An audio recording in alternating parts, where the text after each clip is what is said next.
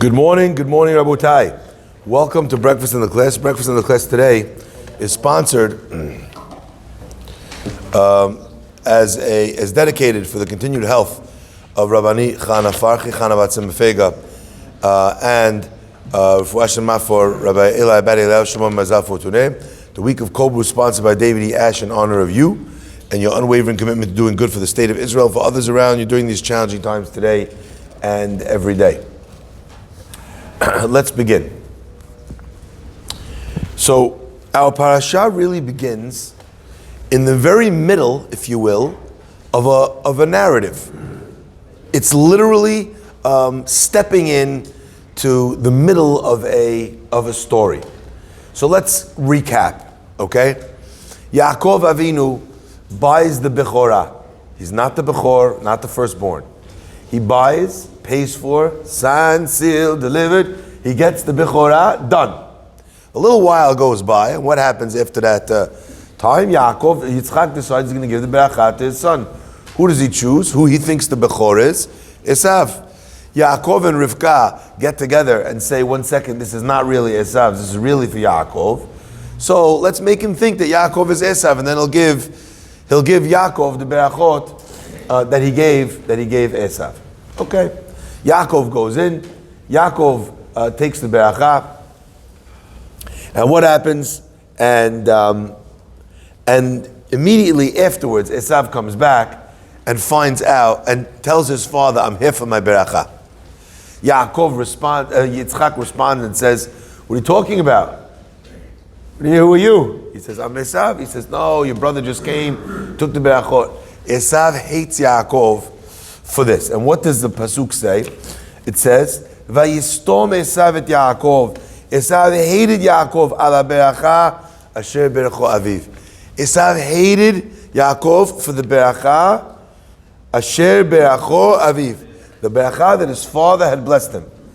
And then what does Esav say? Esav says, "Yikrevu yemei evel avi v'haga et Yaakov achi."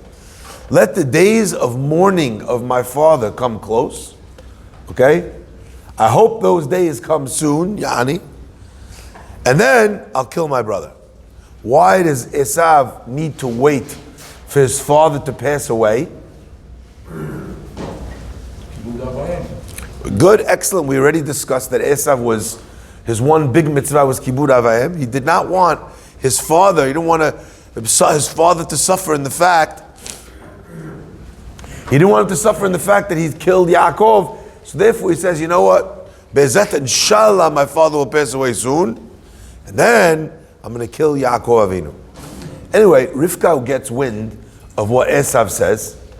And Rivka says, machloket exactly how she gets wind of it. But Rivka gets wind of the fact that Esav says this. And she comes to Yaakov and she says, listen, your brother's going to kill you. I don't want to lose the both of you. Go to Padan Aram. Go to the place, to my hometown where I was born. Okay? And find a wife, settle down over there until your brother's anger subsides. Okay, Yitzchak, Rivka and Yaakov. Rivka comes to Yitzchak. She says, Yitzchak, you know, Yaakov Avinu, I don't want him to marry someone from here. Let him go back to my hometown. Let him find a wife over there. Yitzchak says, it's a great idea. He gives Yaakov a big beracha. Okay? Yaakov, that's the end of the parasha. Yaakov now, the beginning of the parasha, Vayetze Yaakov, Vayelech Haran. Yaakov leaves Beersheva and he goes to Haran. He goes towards Haran. And then we read about what happens on the way to Haran, on the pathway towards that place, the unbelievable prophecy that Yaakov Avinu receives on the mountain. Now, I have a couple of questions that I really feel need to be addressed. The first question is, why are we cutting in right in the middle of this story? Rivka tells her husband, right, I hope he goes, he gives him a beracha, and then he leaves. That beginning of the pasuk, where should it actually be? The beginning of our parasha. It should really be the end of last week's parasha. And Yaakov left, and he went to Haran. Now you tell me, on the road, what happened? Right? Does everyone agree with the question?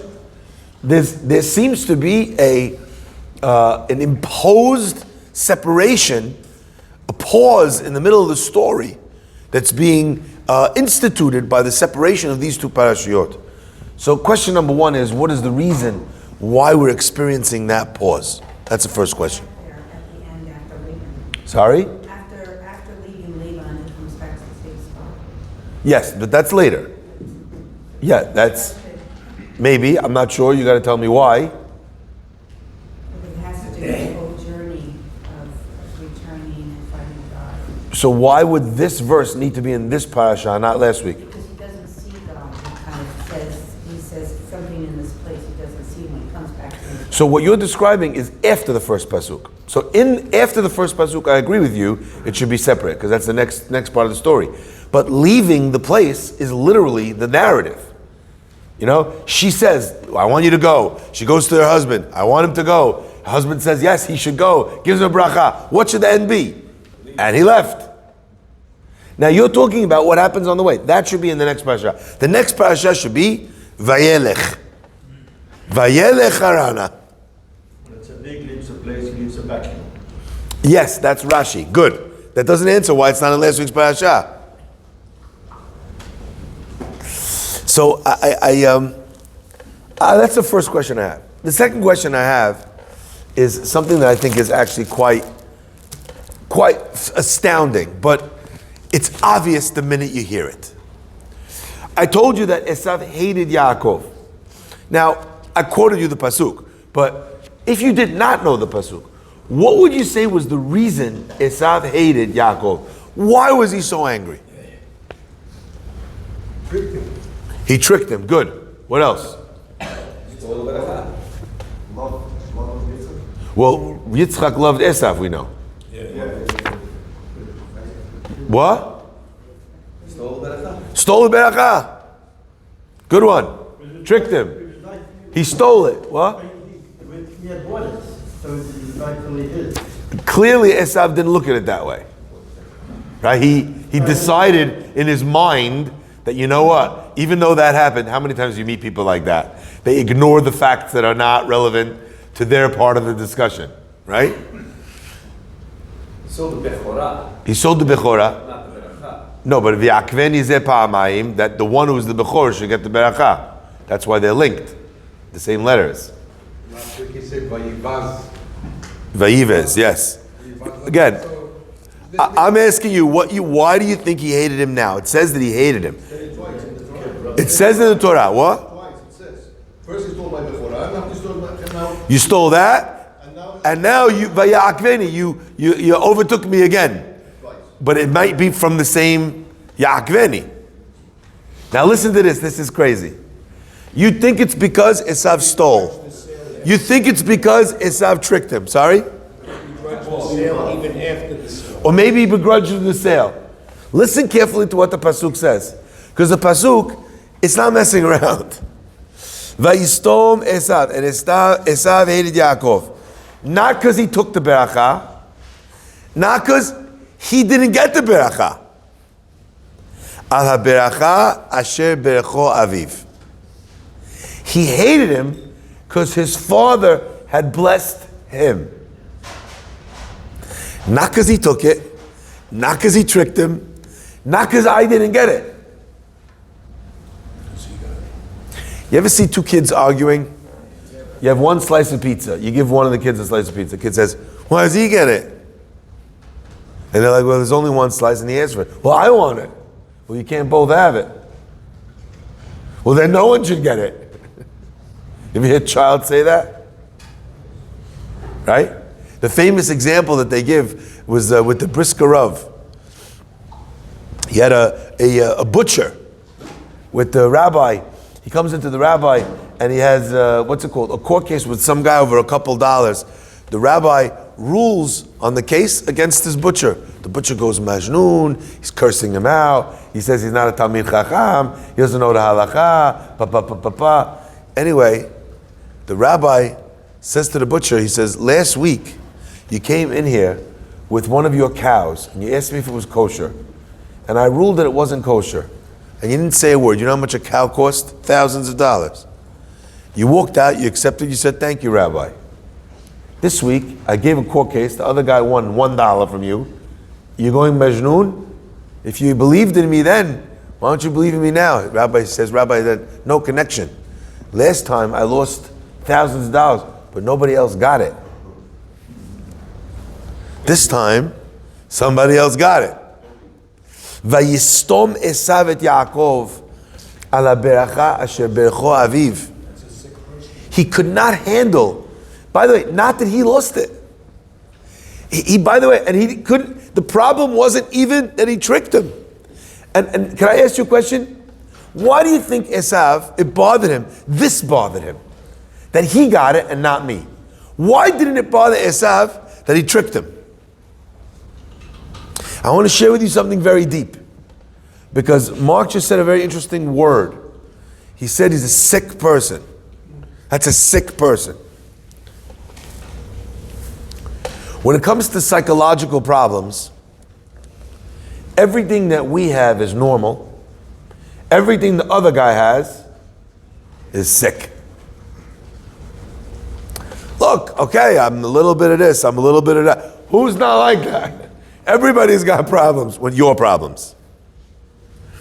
But if you meet someone who has the same thing that you have, what do you say about him? You say, oh look, lots of people. You meet a guy with any other diagnosis, that's a sick guy. Right? Esav can't have a problem with Yaakov tricking him, because he's a trickster. So if he calls Yaakov out on that, what happens? Who does that finger point at? Him. He's not angry at Yaakov for outsmarting. He probably was kind of respectful. Wow, that's a nice move there. Good one. What is he angry about?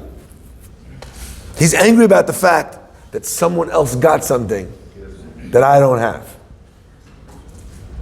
Somebody else got something that I don't have. And you know what? I know one way in my life to get something that someone else has that I don't have. And how is that? Kill him.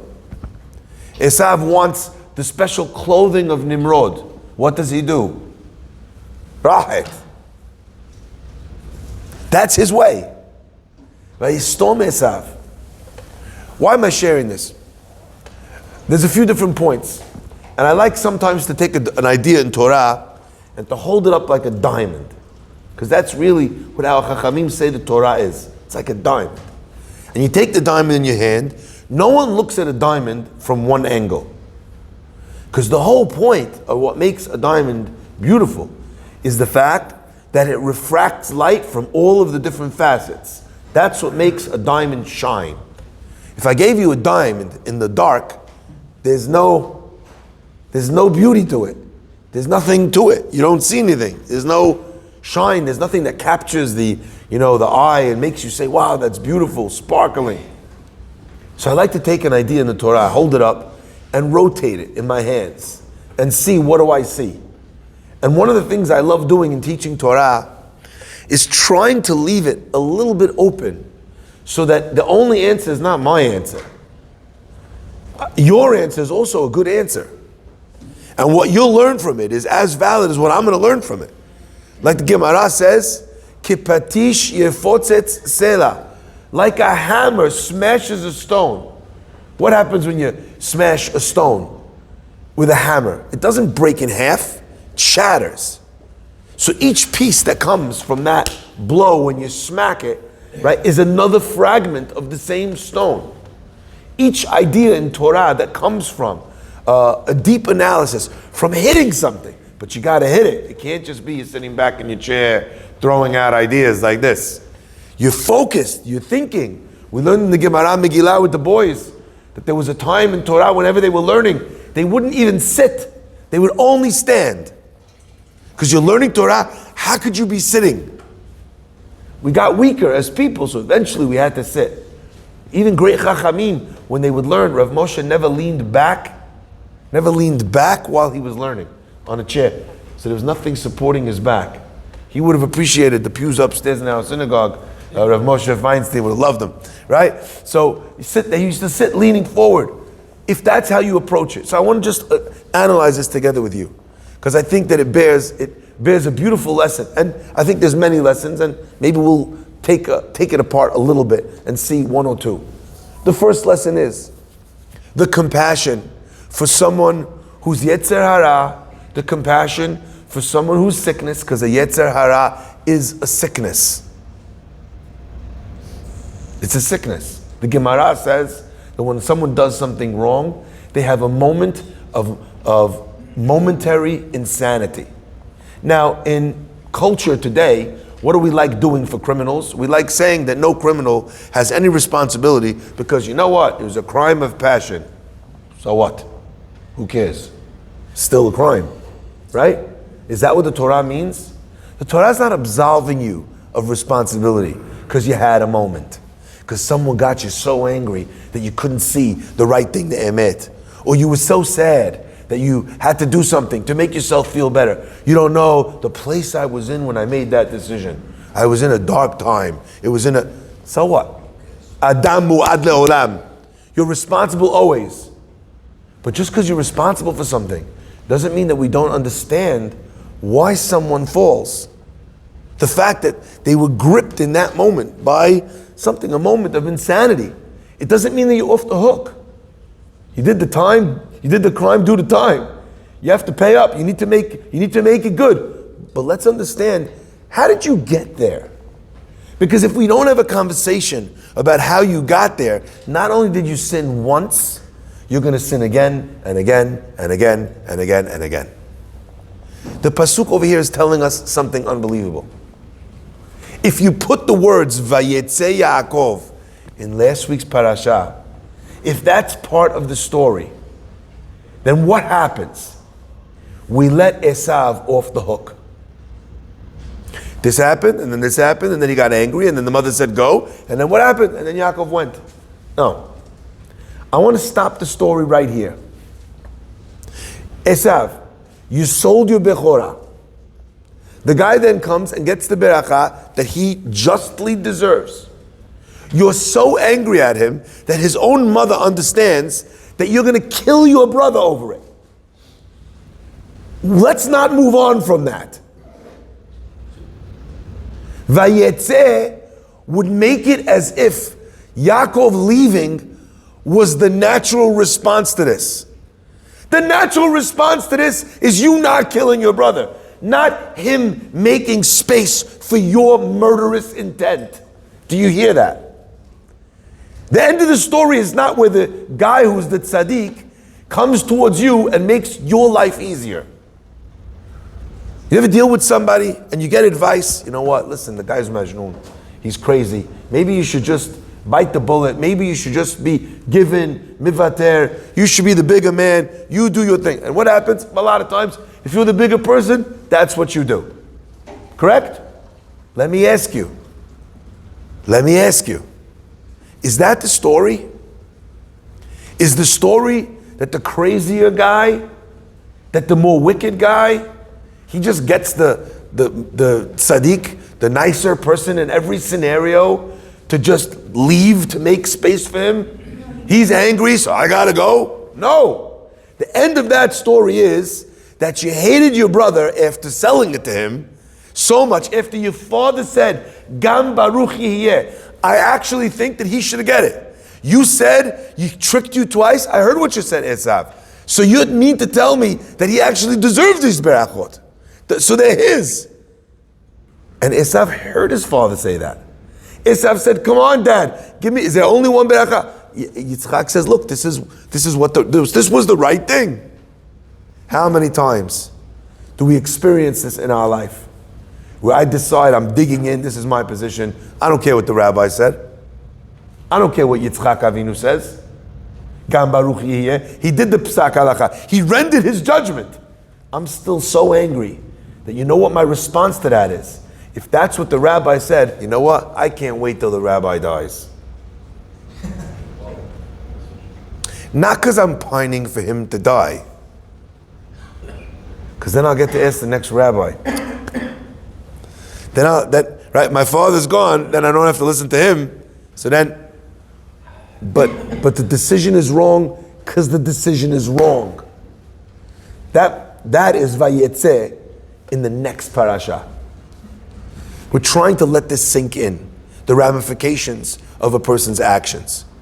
Before you have, and a lot of times, my friends, in a scenario where everything works out because the other person bent. Right? In a machloket, in our family, with our wife, with our children, with a friend, you have a court case, the other guy said, look, I don't want to fight, let's just make shalom. The guy made shalom. He came forward, he said, let's just, let's write it off. And you know what? The guy, he did very nice. In your mind, that's the end of the story. But really, his action to you has nothing to do with your action and you taking responsibility for you pushing someone to have to do that. Imagine Esav has Vayetze in this week's parasha. You know what Esav tells himself? Oh, you know what? Yaakov is the bigger of the two men. I wish, it's nice that's not the end of the story. That doesn't write out my responsibility. Esav still needs to do teshuvah for the Vayistom that displaces Yaakov. How many people have we displaced? And they move on, and the story ends, and we think, you know what? I'm free. That's the first answer, the first facet of the diamond, and it's a complicated answer, but I think it's incredibly important for people to take notice. This teshuvah for unresolved things, and that we know. But what we don't realize is how much teshuvah is there for resolved things. For things that are no longer issues, but they're not issues, sorry for the double negative. They're not issues because of us. They're not issues because the other person in the story did what they needed to do to get out of our way to the point that we now think, oh, Baruch Hashem, everything ended. I acted a little bit crazy, but thank God they came around. So in the end, it was an issue. You forced an unnatural exit. That's on you. Go back, es mechila. Fix your personality to the point where that's not the person that you become. That, my friends, is the first lesson. The second lesson, I think, is very interesting and very brief, actually. All right?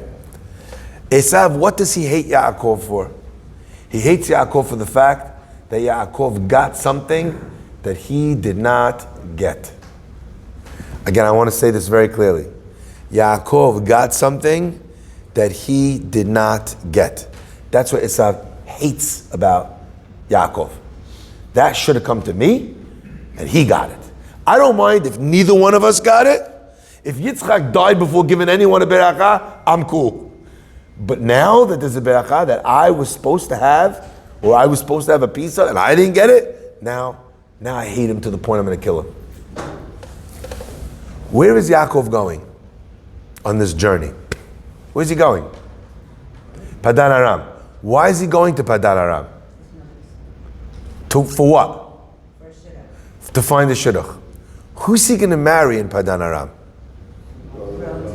Who?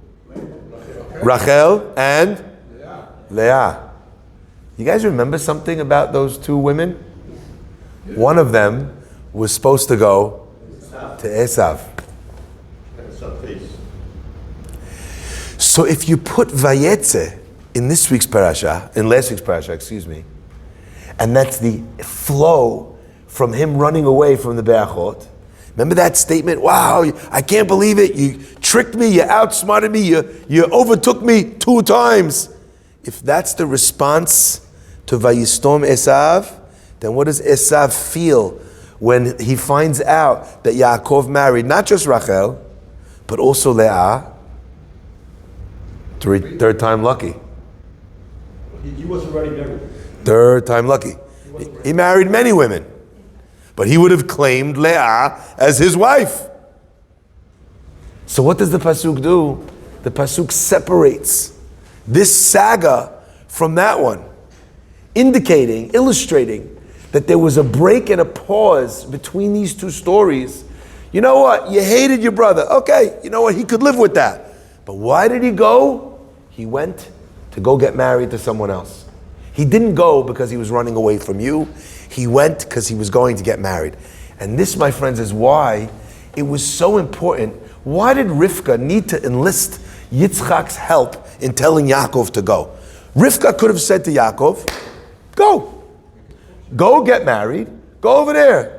Why does she need to go to Yitzchak, say, I'm nervous for him to marry someone from here, da-da-da-da-da, make a whole scene of the fact it's a rubber stamp. It's this illustration that this has nothing to do with the fear of being murdered by Esav, rather, new thing. And therefore, it separates it in the parasha to illustrate that what Rivka was doing was taking and removing the hatred, for the potential hatred from Esav's heart. My friends, that is our second lesson.